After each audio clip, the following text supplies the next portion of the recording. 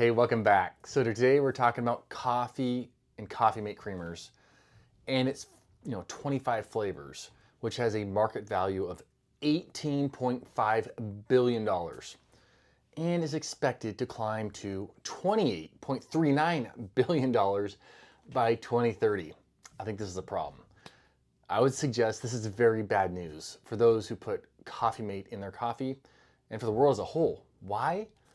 Because that means more and more people are projected to use more and more Coffee Mate, over the next 6 years here. It also means that people are going to be moving more and more away from real, actual food and towards more artificial, chemically engineered pseudofoods.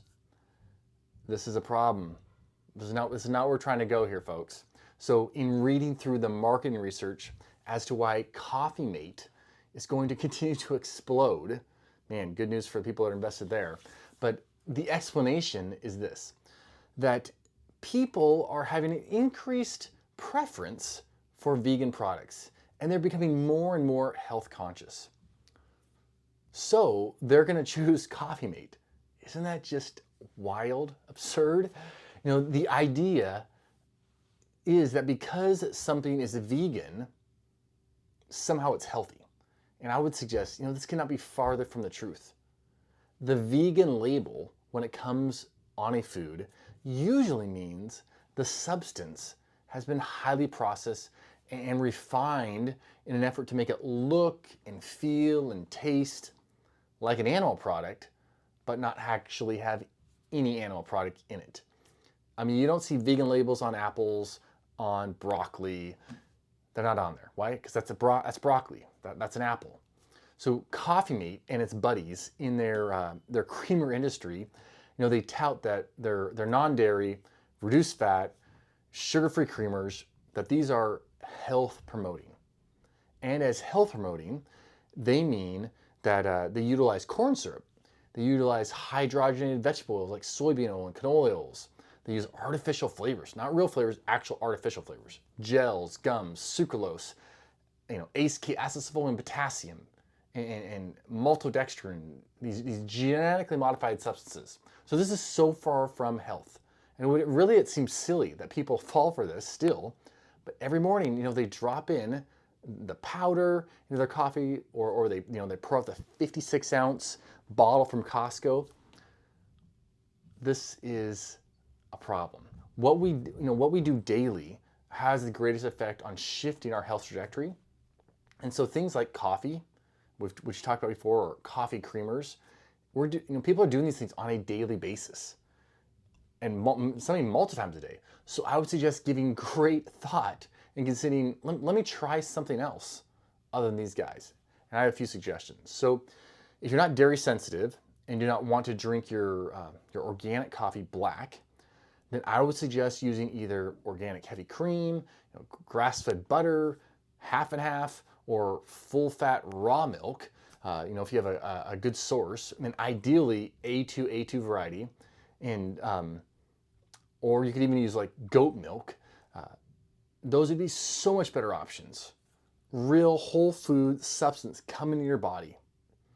And you could also, he's like, man, this is just not sweet enough for me. Well, you could add in some honey, you could add in some maple syrup, you could add some stevia. Add in way more than you probably should, right? But it's real food stuff that's coming in. Help that sweet tooth out. We're talking about health accumulation here. This is not an all or nothing mindset. This is health accumulation. On the other end, if you're dairy sensitive but still want a creamy texture to your coffee, then maybe consider coconut milk, or coconut milk cream, or organic hemp milk. I suggest hemp milk usually for a lot of these vegetarian or vegan milks, nut milks, nut seed milks, because it does have a pretty good omega-3 fatty acid ratio, and there's a lot of protein in it comparatively. Whereas like oat milks, rice milks, even almond milk, almond milk probably not as much, but definitely oat milk and rice milk are going to spike your blood sugars. So you want to pass on that. No one wants a blood sugar spike in the morning.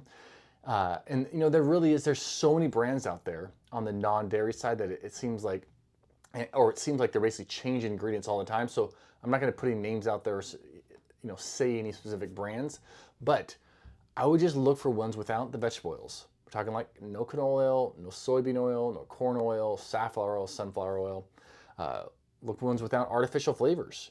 Make sure it's actually an organic one, because otherwise, these nuts and grains, they are just loaded with pesticides, pesticide residues. And so your creamer, every time you're just be loading pesticides into that coffee. We don't want to do that. Coffee has been shown to have a lot of benefits, but it can be contaminated by these creamers. So if you're using creamer on a daily basis or multiple times per day, then it is steering your health in a particular direction. And you're listening to this, you're watching this because you want to accumulate health. You want to find a better life, a better way of feeling, to experience, health on a higher level. So I think it is high value to make sure your coffee creamer is supporting that desire. This is a simple, I feel like a low-hanging fruit. And, rarely do I find coffee itself, black coffee itself, being the issue, holding a person back from experiencing improved health and say body composition. But all the time, daily, when I'm in the office, I find what is being added to the coffee is that issue. And people are often they're completely oblivious, not even thinking about it. So, talk to your grandma, talk to your grandpa, talk to your aunt, your uncle, your mom, your dad. I'm just shocked. Even a lot of these coffee shops that promote a general health conscious activity, it's like right there in the back, you see this big old thing of Coffee Mate. I think that is not meant for human consumption. I'm sorry, Coffee Mate, it's just not. I would suggest, if you could, Coffee Mate is using whole fat dairy and getting rid of all the vegetable oils, getting rid of all the artificial anything, flavors, colors. Let's just use whole, real food ingredients. You'll make plenty of money, and you actually help people maintain health in the process. All right, I'm Dr. Matt. Let me know what you're adding to your coffee, if anything at all. I'd love to hear in the comments. Talk to you guys and gals next week.